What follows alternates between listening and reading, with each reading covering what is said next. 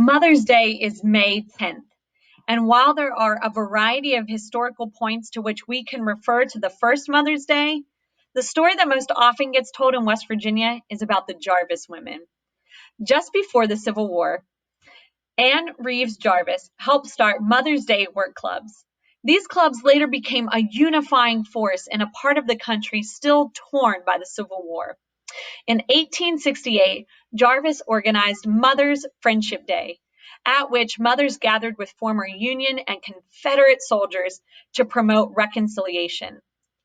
And of course, it's true that other women in other places all throughout time have organized in order to promote peace, suffrage, and temperance.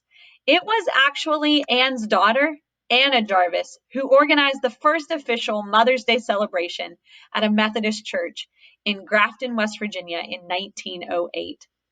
Following the success of her first Mother's Day, Jarvis, who actually remained unmarried and childless, resolved to see her holiday added to the national calendar, arguing that American holidays were biased toward male achievements. She started a massive letter writing campaign to newspapers and prominent politicians, urging the adoption of a special day honoring motherhood. Her persistence paid off. In 1914, President Woodrow Wilson signed a measure officially establishing the second Sunday in May as Mother's Day.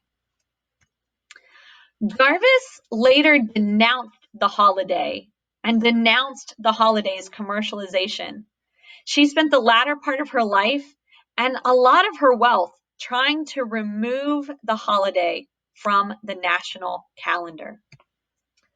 All this is to say, Mother's Day is really complicated, and it continues to be complicated, particularly in United Methodist congregations in West Virginia. The draw to celebrate this day is heavy and exciting. We love and we are grateful for strong women. We want to honor them, and we want to honor West Virginia as the place the holiday was born.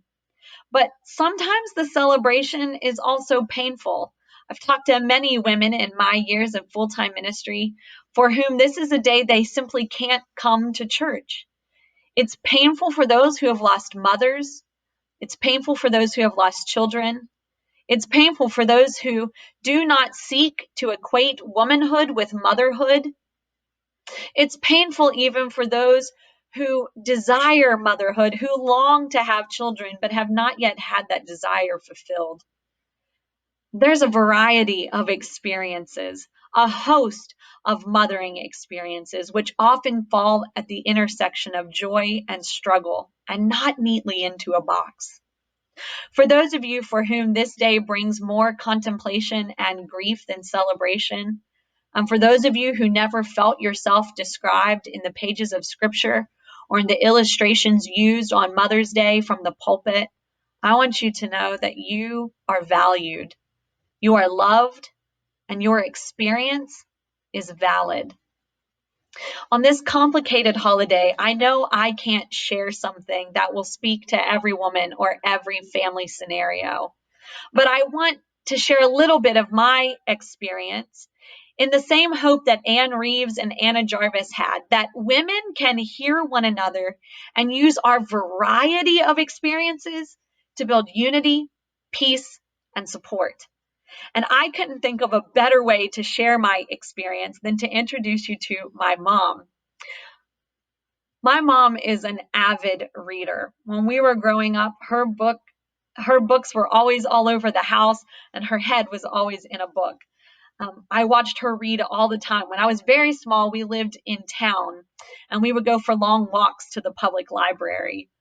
Later, we moved to a house a little further out, but that didn't deter my mom. She would read anything that was laying around and any topic, mysteries, history, love, fantasy. She would read to us and gather us into the warmth of her lap when we were young. And as my siblings and I grew and we had to read for school, she also often read whatever books we were assigned. Now, I assume some of that was to hold us accountable to our homework, but it also helped. It helped us feel like she was invested in our lives. It gave us something to talk about. At my house, scholastic book fairs were like holidays, and book boxes at yard sales were never passed up. Books were at the center of our life together. And even now, we read something every once in a while that we can read at the same time and share together. The books and the learning and the growth the books encouraged were good, but the connection they provided between us was the best. And I want to give the same gift to my kids. And so today, my mom and I are going to revisit an old habit. I want to introduce you all to my mom. This is Tracy, and she's the one who instilled this love of reading in me. And this is a gift that I want to give my kids. And so we're going to read to you Llama Llama Loves to Read by Ann Dudney and Reed Duncan.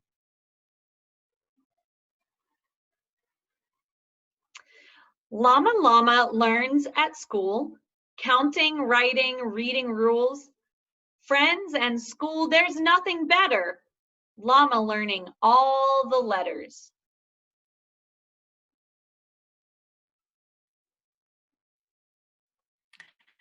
Letters make a special set. That set is called the alphabet. Llama knows the first 1, 2, 3. He can say them, A, B, C, and then there's D, and next an E, and on it goes to X, Y, Z. No two letters are the same, but every letter has a name. It can be said, it can be heard. Letters together make a word. Llama Llama learning words. Some he's seen and some he's heard. Some he has to memorize with his brain and with his eyes. Llama Llama knows that one. He can read it. This is fun. And once again, just the same. First L, then A, M, A. What do all these letters say? Something to make a present of. Love. That spells love. Words make rhythm and words make rhyme. Words make books for story time. Words tell truth. Words tell new things. Words make songs that we can sing. Words are the very best of presents. Words together make a sentence. Llama's hooves wave in the air. Some words are hard. It's just not fair. No need to frown, no need to pout. Just do your best and sound it out. No need for crying, moaning, bleeding. Llama, llama, hooray for reading. Teacher holds the walking sign. Now it's time to make a line. How does llama llama know? G and O spell go, go, go. Lots of sentences. Take a look. Strung together, they make a book. Look inside. Oh, what glory. All those words have made a story. Llama reads so many things. Fairy princess, pirate kings, shiny knights and dragon fights, under seas and up great heights. Back to class and off they go, filled with all the words they know. Skipping, hopping, walking line, Llama Llama sees a sign. And on that sign, what does he see? One S, one T, one O, one P. Llama knows that word says stop. No more skipping, no more hops. Llama reads the word out loud. Llama Llama feeling proud. School is over, the day is done. Llama had a lot of fun. Who can't wait to read to Mama? You're a reader, Llama Llama. Words have magic power indeed. What else could a person need? Llama Llama loves to read. The end. For me, Mother's Day will be a day of books, and I'm grateful. I know none of us can speak for each other, but I asked some folks at Crosslanes United Methodist Church to send me pictures of them with positive female role models, and they came through. I'm going to share with you some of the pictures that they shared with me, all of which include the women with whom these folks have shared life and love. Each of these pictures tells another story. And for each story, we are grateful because with each story, the variety of our experiences, that spectrum of experience, is filled in more detail. If you would like to share your experience with me, you can find me at crosslanesumc@gmail.com.